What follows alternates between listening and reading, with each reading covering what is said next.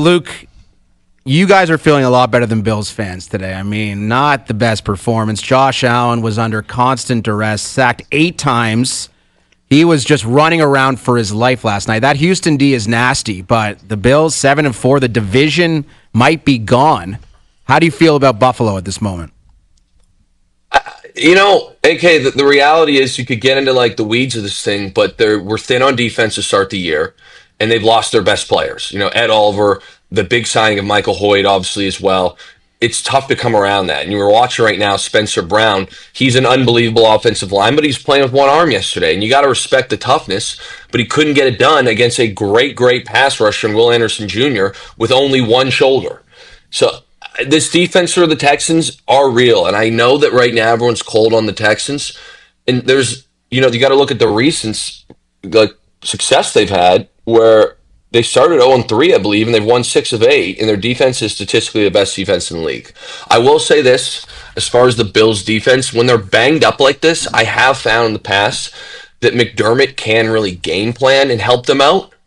So the short week also, I thought, jammed the Bills. That's the one silver lining. I do think McDermott, for better or for worse, is a very good defensive mind.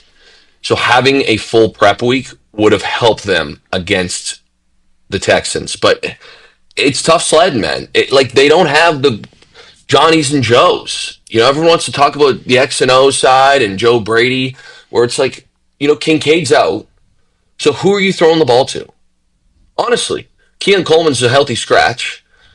It's like you got Khalil Shakir, and that's pretty much it. After that, it's just a group of guys right now. Parks, where does the head coach fall in all of this? Because I work with somebody doing Leaf games who's adamant that he thinks that the Buffalo Bills need a change at coach. I think he's a good coach. He has been there a long time. He can't seem to break through with the big one. But what are your thoughts on that? I see where he's coming from, and my thing right now is, you go to Brandon Beane, and it's like, oh, we think we can win with the roster we have. And they can win, but not consistently. The margin of error is very thin. So I would love to know, if I could be in that organization, who is telling the GM that? Who is telling the front office that they don't need to go out and get someone? And again, yesterday was another prime example. They played like garbage, but they're still in the game. There was a moment there where they're down 7. Wouldn't it have been nice to have Rashid Shaheed on a big play? Or perhaps you overpaid for Waddle. Wouldn't it have been nice at some point yesterday, that even though you would have had to overpay for him, to have Quinnen Williams on your D-line? That was a crucial game, and AK, you said it, where it's like, how are they going to win the division? And I asked Dave Naylor, by the way, unbelievable, Dave Naylor, the nail gun, love that guy. But I asked him on the show after the game. He's the best, okay? And this was a spur of the moment. They just stuck him like, Luke, you're going to ask Naylor questions. He had no idea what was coming. And I said to him, I'm like, who do you feel good against right now playing if you're the Bills on the road in the playoffs? And he had the only correct answer, which is the Pittsburgh Steelers. And there's a legitimate opportunity for Pittsburgh to blow this division lead. And now you're looking at, on the first round, you're going in and playing Baltimore. You have the second worst run defense in the NFL. And in round 1, you're potentially going to see, Lamar Jackson and Derrick Henry. There's Parks, no Bills fan that feels good about that. 1 week, Bills fans are like, bring anybody on. It doesn't matter. Or not Bills fans, but analysts like yourself would say they have a big win. It's like, bring anybody on. They shouldn't be afraid of anybody. And now this week, it's like maybe the Steelers. That's a crazy flip-flop. It's a crazy flip-flop, but here's the thing. It's like it was after the KC game. The KC game, you're sitting there and you're like, whoa. And I said on the thing, I'm like, that might be the most statement win I have ever seen Buffalo make. Okay, but since then, and this is a what have you done for me lately? They've gotten more injuries. Okay, they've lost a couple brutal games, and everyone's big. Oh, did you see Josh scored 6 touchdowns against who? The Bucs? I love Baker Mayfield, I really do, but the Bucs are not a Super Bowl ready team right now, especially with Bucky Irving and whatever he's got going on there. And their defense outside of Vita Vea is average at best. Vita really saves that whole situation. So it depends what we're talking about. We're again, after the KC game, I could not get over how great that win was. But since then, you have not been that team, and I don't put a ton of stock into the performance against Tampa Bay because you're not going to be seeing Tampa Bay defenses in the playoffs. That's just the reality. So, you hear reports after the game last night that the zippers from the equipment bags being packed up are louder than the conversations that are being had between the players after a game. That's quiet, man.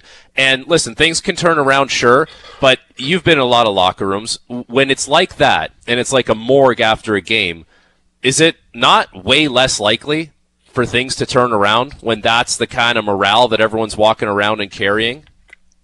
Yes, Frankie. It's much less likely, and the only cure is winning.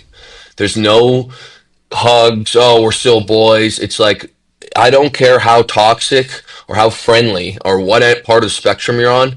The only thing to cure this is winning. And again, you go from the ultimate high of absolutely smacking Kansas City to a 17-point loss to the Miami Dolphins. Let me say that again. A 17-point loss to the Miami Dolphins. Okay. You go toe-to-toe with the Bucs, and if it wasn't for a late turnover, that game looked like it was going to be who has the ball last. And then you come out here, and I'll be very frank with you guys. I thought the Bills were lucky to keep the score as it was. That was a 4-point win that felt like, for the Texans, it felt like it was a 21-point win. 8 sacks, 3 turnover takeaways for the Texans, and a turnover on down. It was utter domination. And once again, boys, I want to bring this up. Of the 19 points scored yesterday by the Bills, 7 of them were on a kick return. So on a short week, again, you can put that in there. Buffalo showed up to Houston, Texas, and scored 12 points offensively, and one of them was a 45-yard scamper from James Cook. So you got a big play, and that was pretty much it. So, Luke, Bills fans are trying to paint the positive picture that, yes, they're not going to win the division, but there's a chance they avoid KC, they avoid Baltimore in round 1, and potentially go to Denver or Indy or New England. Do you like Buffalo's chances going into one of those spots on Wild Card weekend? Because you can make the case that might be an easier matchup than maybe hosting Kansas City. I would agree with that case. I would agree with that. I don't want to host whoever gets KC. I don't care what their record is. I don't care if KC sneaks in with a 7 seed. Nobody wants to see Andy Reid and Patrick Mahomes in the playoffs. That's just a fact. So I agree with that. But my point would be, if you have to go to Indianapolis, you have a horrible run defense. If you really look at this, do you want to see Jonathan Taylor? The guy might be MVP of the NFL this year at running back.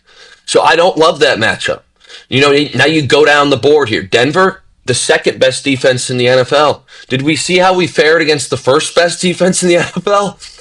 I don't love that matchup either. Now, I like the matchup as far as, it's easier on the defense, but that is not a matchup you want to see if you're Buffalo right now.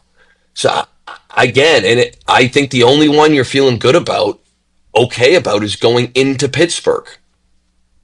That would be... They have Rodgers with the wrist... Correct. Into Pittsburgh, if that's the case. If you have to go into Baltimore, now we're talking a very different story.